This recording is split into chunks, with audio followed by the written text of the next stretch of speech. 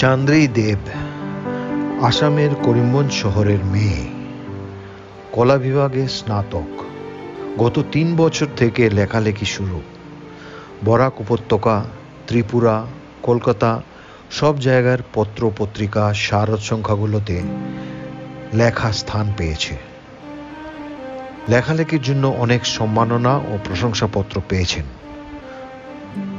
2024 সালেই প্রথম কাব্যগ্রন্থ কবিতা তোমায় ভালোবেসে উন্মোচিত হয়।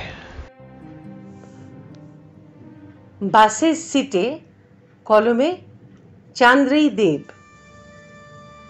দিনের আলো নিভে গেলে রংমাখা মুখোশগুলোকে ঘামের বিন্দুরা কোনো অনুমতি ছাড়াই নির্ভয় টেনে ছিঁড়ে ফেলে সবার সম্মুখে।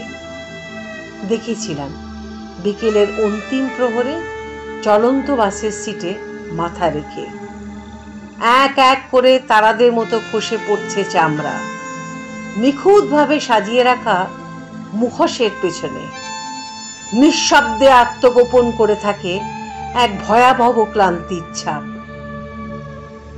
পেটের মধ্যে নিংড়ে খাওয়া খিদের যন্ত্রণা শার্টের পকেট থেকে মুখ বাড়ায় বেকারত্বের হাহাকার।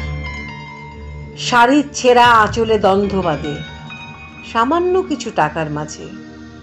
ভেসে আসে একটাই সরগোল, মিটবে কি দুর্ভিক্ষের জ্বালা হাতে গোনা কয়েকটা টাকায়?